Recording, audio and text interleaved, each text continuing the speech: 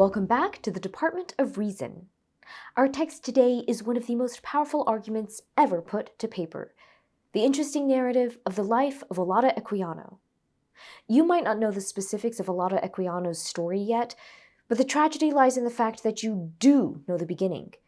Kidnapped at 11 years old, sold into slavery, and traded through the Middle Passage along with millions of other enslaved peoples. But unlike many others, Olaudah not only survived, but after years of enslavement, purchased his own freedom before becoming a sailor, explorer, and businessman. Eventually, he settled in London, where he became deeply involved in the movement to abolish the slave trade. There, he published his book. But why was this book so impactful? What made his argument so effective? Today's mission is to analyze Equiano's use of rhetorical techniques to argue for abolition and equality.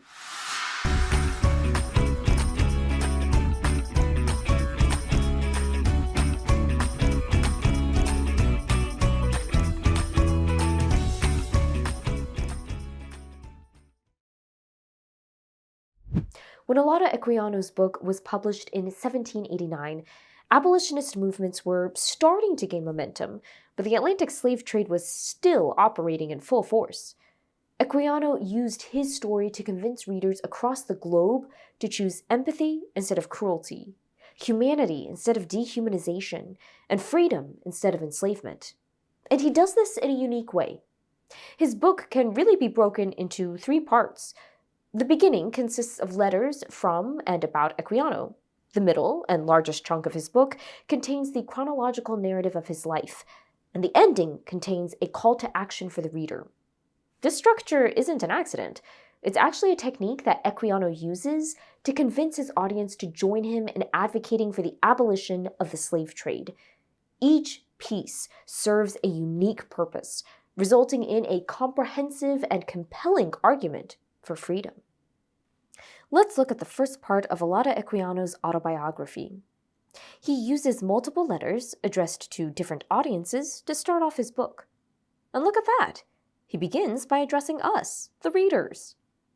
Pause the video and read Equiano's letter before answering the questions in your guided notes. What a way to start his story! Equiano begins by addressing false rumors published by the Star and Oracle newspapers, saying that he was born somewhere other than Africa. He then writes that, despite these lies, he is proudly offering this new edition of his book to honest readers and people who care about justice. That's us. He says his hope is that his story will keep exposing the brutal treatment of African people and inspire even more people to fight to end the slave trade. So he writes a letter directly to his readers, but instead of using it to declare his argument from the very start, he addresses the false accusations made against him. What impact does this rhetorical choice have on his readers? Pause your video and jot your ideas. This is a really interesting strategy that Equiano is using to build credibility. He has decided to structure his story by beginning with an address to the reader, clearing the air about some misrepresentations and talking to us personally, showing us that we can trust him. It also gives us a glimpse into the scrutiny Equiano faced when publishing his book. A black man publishing a book during this time was nearly unheard of, let alone someone who was advocating for the destruction of a racist system of the time that many powerful people profited from. Let's look to see who else Equiano chooses to address in the beginning of his book. Pause your video and read Equiano's second letter. Answer the questions in your guided notes once you are done reading. So the first letter was addressed to us, and Equiano used it to establish credibility and gain buy-in from the reader. But this letter is addressed to Parliament. Equiano is urging Parliament to vote to abolish the slave trade, asking them to please feel compassion for those who are suffering. And we can't know for sure, but I think Equiano's motive for including this letter is to establish his purpose for writing his book. He is being the voice for the voiceless. This shows the reader that Equiano is not in a selfish pursuit like money or fame, but is instead in a selfless pursuit of justice. Presenting himself as selfless is a rhetorical technique that Equiano uses in this letter. How do you think this impacts his credibility with readers? Pause your video and write your answer in your guided notes. This not only causes the reader to trust Equiano more, but also evokes empathy for his cause in us. Equiano is already a free man at this point. He simply wants to see that freedom for others as well.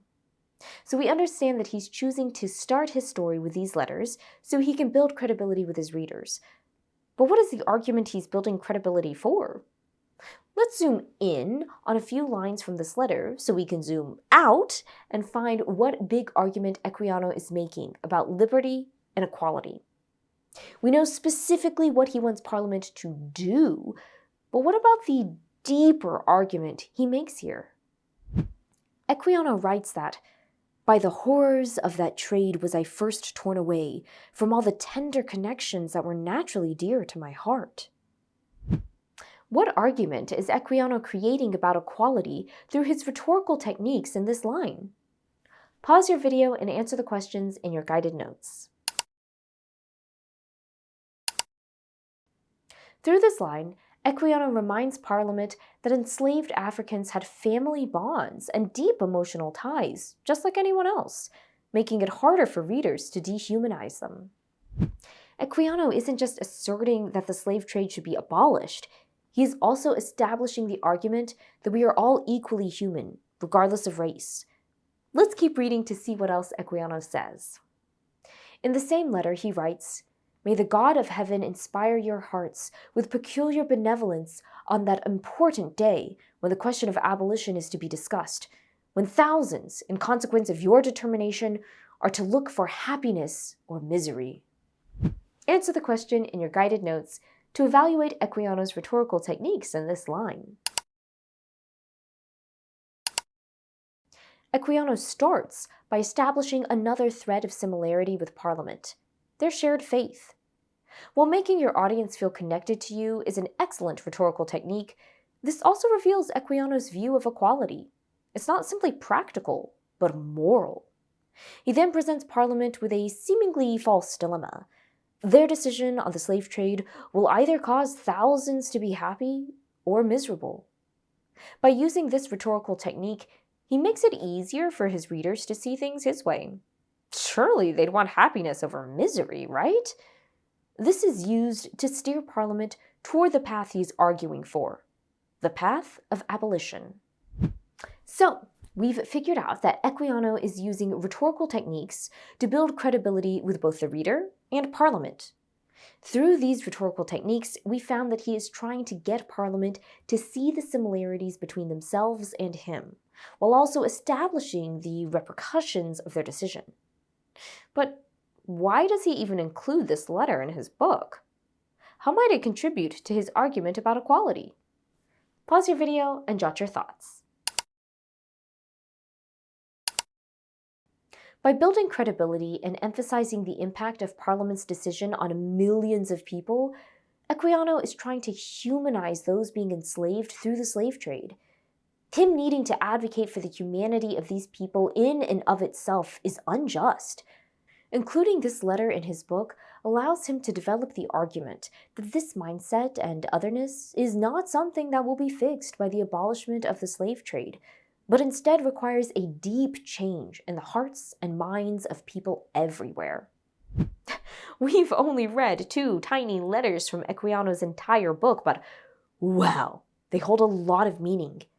He continues to build his argument through more letters, the narrative of his life and experiences with the slave trade, and a call to action. And while we know that Equiano's argument throughout his book is advocating for the end of the slave trade, if you zoom in on some of his most powerful lines, you may also find his underlying argument about equality as well. As you continue to read excerpts from the interesting narrative of the life of Olaudah Equiano, look for how Equiano shapes his story to change the minds of his readers. From all of us here at the Department of Reflection, thank you and have a good night. Hey, hey.